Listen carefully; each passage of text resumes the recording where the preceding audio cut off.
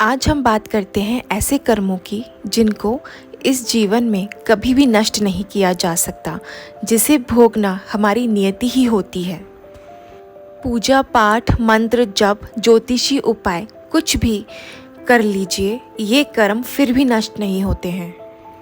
शास्त्रों में अनेक कर्मों के बारे में लिखा गया है, लेकिन हम बात करते हैं ऐसे कर्म की जिसको बहुत ही बुरे कर्म की संज्ञा दी गई है और प्रत्येक मनुष्य को इससे बचना अति आवश्यक है।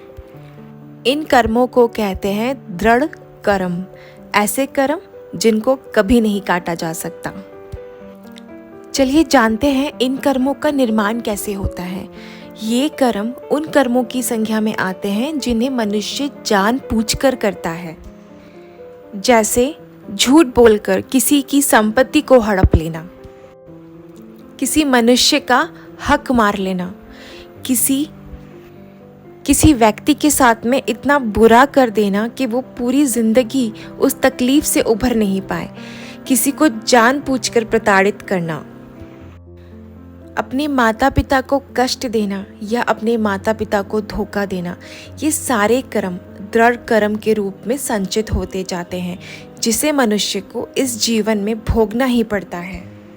किसी व्यक्ति का अपमान करना, और ऐसा अपमान जिससे उस व्यक्ति को सदमा हो जाए और वो कभी उस अपमान से उभर ना पाए। अपने घर वालों को धोखा देना, खास करके अपनी पत्नी को धोखा देना, एक्स्ट्रा मैरिटल अफेयर चलाना, एक परिवार के होते हुए भी अपना दूसरा परिवार बनाना, किसी बच्चों का शोषण करना। जब मनुष्य के अनेकों दृढ़ कर्म बन जाते हैं तो आगे आने वाले जीवन में उसे ऐसी संतान की भी प्राप्ति हो सकती है जिसे कोई लाइलाज बीमारी हो, या उस व्यक्ति स्वयं को ही ऐसी कोई बीमारी हो सकती है जिसका इलाज इस जीवन में संभव नहीं हो और उसे संपूर्ण जीवन उस बीमारी के साथ ही काटना हो। ये सब दृढ़ कर्म की ही बुरी प्रभाव होते हैं जो हमें आगे के जीवन में भुगतने पड़ते हैं।